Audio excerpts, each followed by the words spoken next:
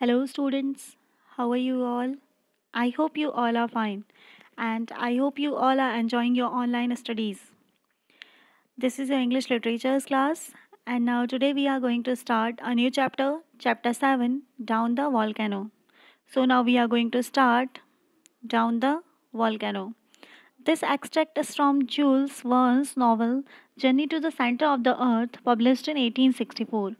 ये जो एक्सट्रैक्ट है, ये जो स्टोरी है, वो जूल्स वर्न्स की एक नॉवल है जिसका नाम है सेंटर ऑफ द अर्थ, जो कि पब्लिश हुई थी 1864 में, उससे लिया गया है.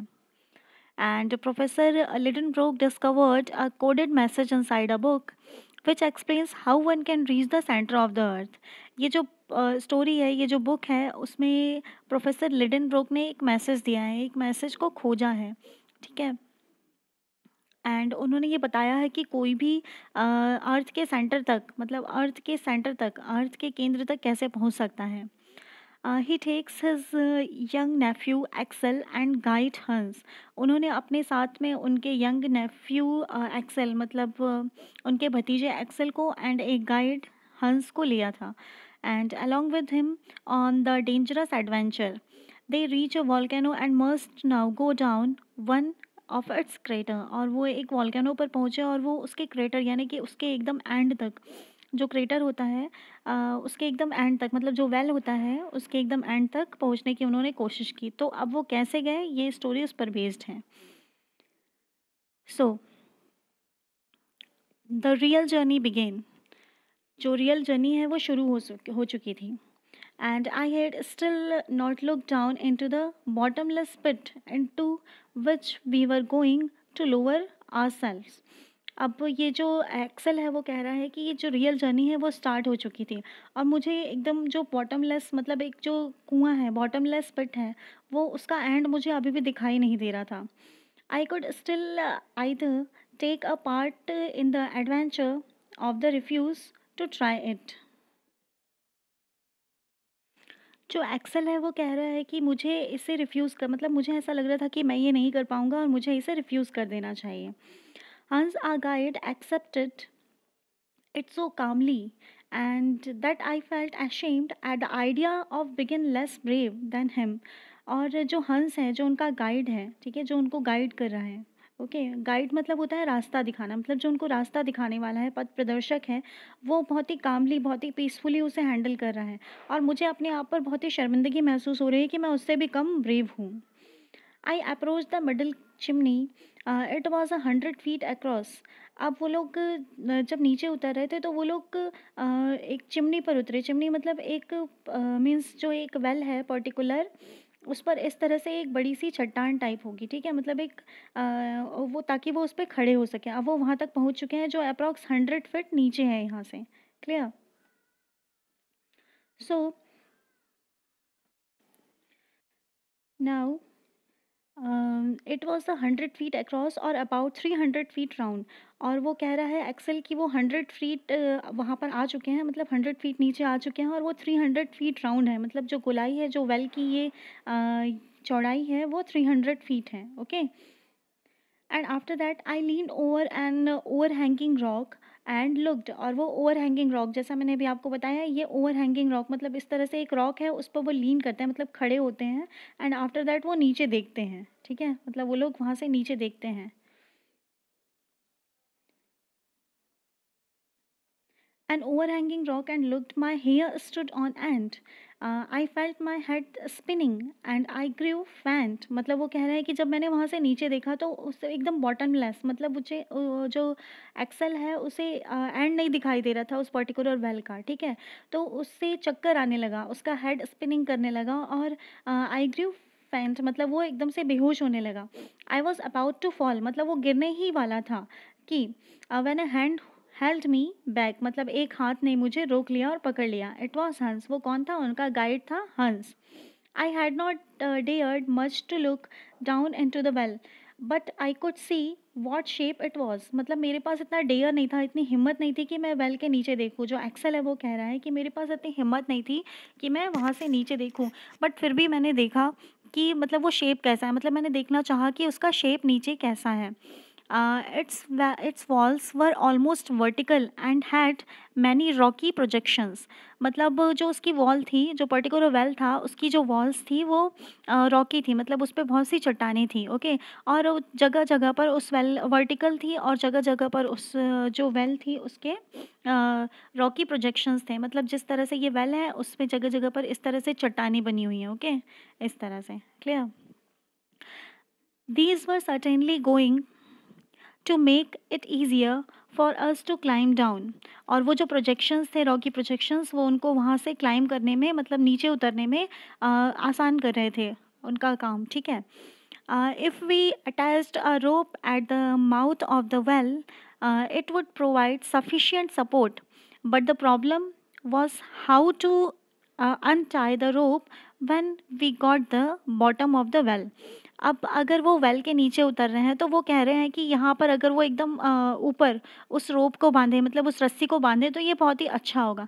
बट उनका क्वेश्चन ये है कि अगर वो यहाँ पर उस रस्सी को बांधेंगे तो उसको अनटाई कैसे करेंगे, मतलब उसे खोलेंगे कैसे जब वो नीचे पहुँच जाएंगे तो, क्योंकि उतनी लंबी रस्सी तो उनके पास नहीं है कि वो एकदम एंड तक पहुँचे। तो उन्हें बीच बीच में ओपन करके रस्सी को अनटाई करके फिर से दूसरे प्लेस पर उन्हें बांधना था। ठीक है। Then my uncle used a bottom of the well my uncle used a very simple method to get around this difficulty। और जो जो एक्सेल थे, उनके जो अंकल थे, उन्होंने एक बहुत ही अच्छा आइडिया, मतलब एक बहुत ही अच्छी मेथड उन्हें बताई ताकि वो इजीली वहाँ तक पहुँच जाएं। He unrolled a rope as thick and thumb and 400 feet long। First he dropped half of it down into the crater, then wound the middle of it around a block of lava, and finally threw a rest of it also down into the chimney. This way we could climb। अब वो जो Axel है वो बता रहा है कि जो अंकल है उन्होंने एक बहुत ही अच्छा मेथड खोजा था कि सपोज़ ये वेल है और उस पर उन्होंने यहाँ पर अपनी जो रोप है उसको यहाँ पर, वो जो पर्टिकुलर रोप है उसके 2 पार्ट कर लिए। Okay.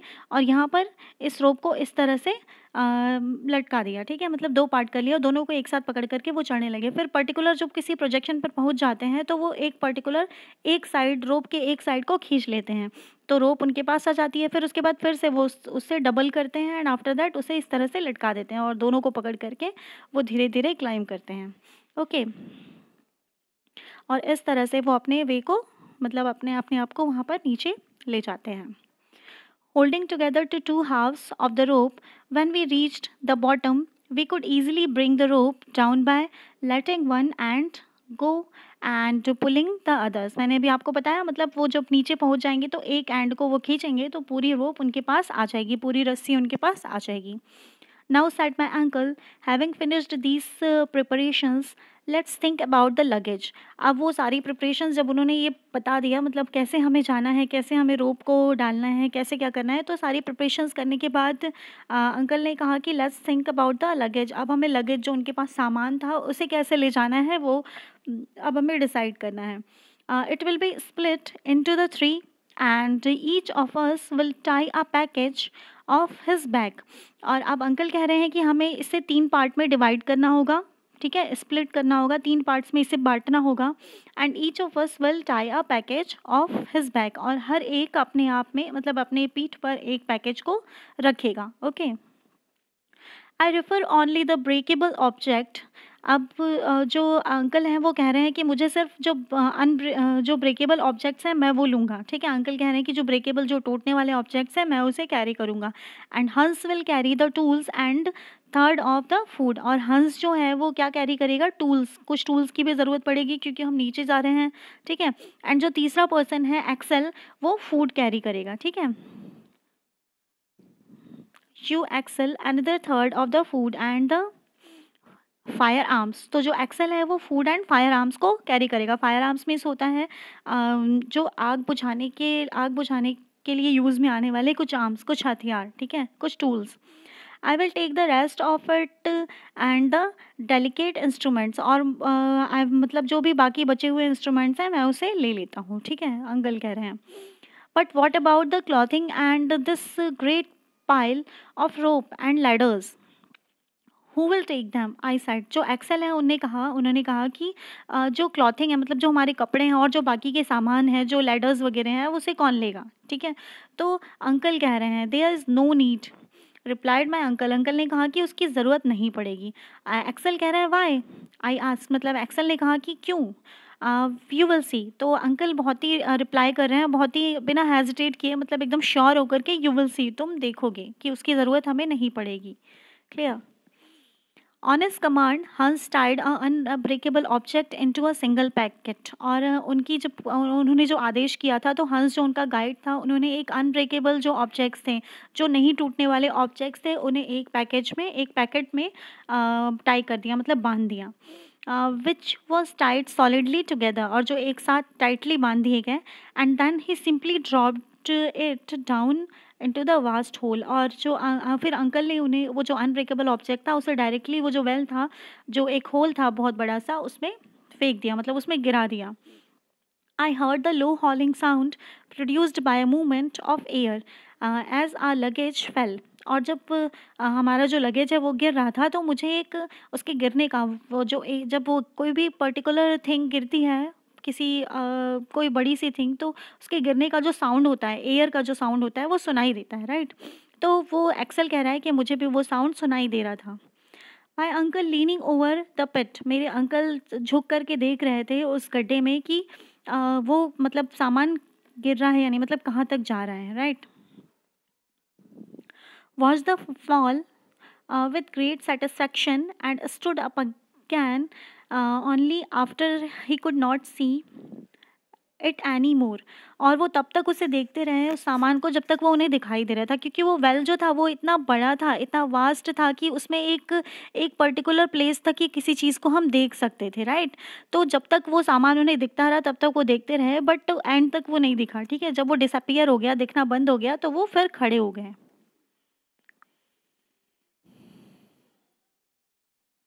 Now after that, right we are next, he said। अब अंकल ने कहा कि अब हम, मतलब सही है, अब हम अगला अपना कदम उठाते हैं, मतलब अब हमें क्या करना है, अब हम आगे सोचते हैं। My uncle attach the package of instrument to his bag. और मेरे अंकल ने जो था इंस्ट्रूमेंट का जो पैकेज था वो अपने बैग पे, अपनी पीठ पे बांधा। हंस टुक द टूल्स, और हंस ने टूल्स को अपनी पीठ पर, टूल्स एंड फायर आर्म्स को अपनी पीठ पर बांधा। The descent began in the following order. और फिर हमारी जो जर्नी थी वो स्टार्ट हो गई। First Hans, then my uncle, finally I. और सबसे पहले जो सबसे ऊपर जो थे वो हंस थे, एंड मतलब सबसे नीचे, यहाँ पर हम सबसे नीचे की बात कर रहे हैं, मतलब जब नीचे उतर रहे हैं तो सबसे नीचे हंस थे, और उसके बाद अंकल थे, एंड आफ्टर दैट एक्सेल थे। एक्सेल यही स्टोरी बता रहे हैं, ठीक है। तो सबसे पहले हंस थे। Then my uncle finally I. We proceeded in a deep silence which was broken only by pieces of rock falling down। मतलब जब हम उतर रहे थे तो बहुत ही ज़्यादा साइलेंट था, मतलब एकदम पिन ड्रॉप साइलेंस से सिर्फ हमारे जो रोप है, हमारे उतरने की आवाज़ें आ रही थी। I went slowly and carefully, मैं बहुत ही धीरे धीरे चल रहा था, मतलब जो एक्सेल है वो बता रहा है कि मैं बहुत ही धीरे धीरे चल रहा था, और बहुत ही केयरफुली, बहुत ही सावधानी से चल रहा था। Holding on the double rope and using my feet to slow down. और मैं वो जो डबल रोप थी, मतलब उन्होंने दो कर लिया था, डबल कर लिया था ना रोप को, तो रोप जो डबल रोप थी उसे होल्ड किया हुआ था और अपने पैरों का यूज़ ज़्यादा कर रहा था। I was terribly afraid of losing support, मतलब मैं ये इस चीज़ से डर रहा था कि अगर जो रोप है वो टूट गई तो हम लोग सपोर्ट को खो देंगे। The rope seem too delicate to bear the weight of 3 people. और वो रोप जो थी वो बहुत ही नाजुक लग रही थी 3 लोगों का वेट उठाने के लिए। I used it as a little possible balancing, मतलब मैं उसे बहुत ही कम यूज़ करना चाह रहा था, और मैं अपने पैरों को, मतलब जो लावा प्रोजेक्शंस थे, लावा प्रोजेक्शंस पे अपने पैरों को जमा करके चल रहा था, जो एक्सेल है वो बता रहे हैं। One of these rocks happened to come loose under Hans' feet, he would say in his calm voice, careful। जब वो, मतलब जो हंस सबसे पहले चल रहा था, मैंने अभी आपको बताया कि जो वेल था उसमें हंस सबसे पहले था, फिर अंकल थे, एंड आफ्टर दैट एक्सेल था, okay.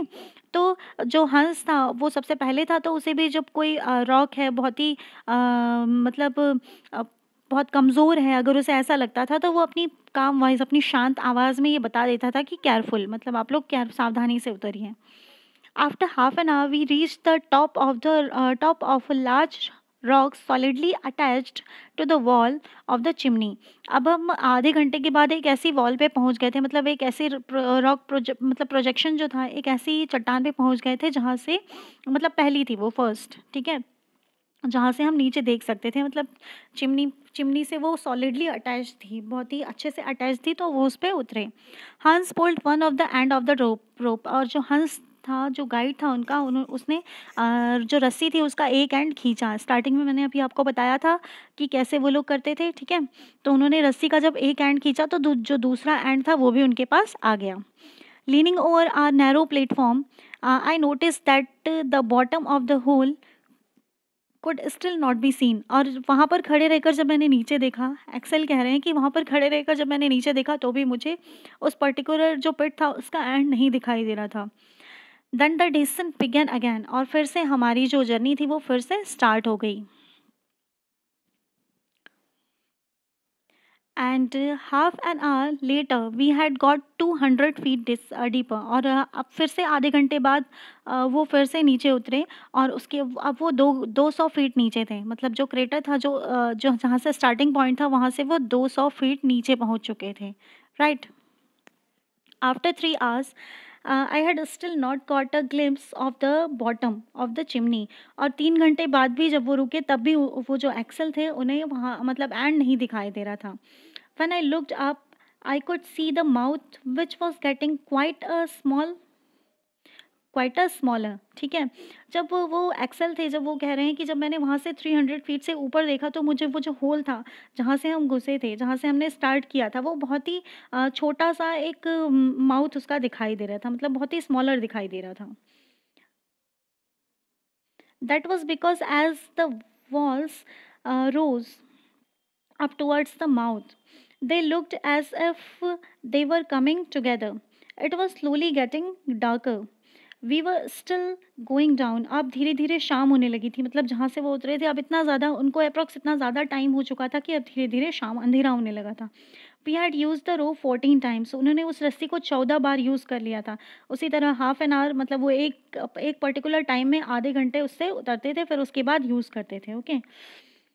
And taking half an our each time, मतलब मैंने भी आपको बताया आधे घंटे वो उसको यूज़ करते थे, और 14 टाइम्स इस तरह से यूज़ कर चुके थे, मतलब 7 आवर्स, ठीक है। हाफ एन आवर मतलब ऐड करके 7 आवर्स, मतलब 7 घंटे हो चुके थे उन्हें कंटिन्यू इस तरह से उतरते हुए। So we had spend 7 hours, अभी आपको बताया 7 hours plus 14 rest period for 14 minutes, और उन्होंने हर एक टाइम उतरने के बाद 15 मिनट्स, सॉरी 15 मिनट्स के जो पीरियड्स थे वो भी लिए थे, मतलब हर एक बार जो हाफ एन आवर के लिए उतरते थे उसके बाद 15 मिनट का ब्रेक लेते थे, क्लियर।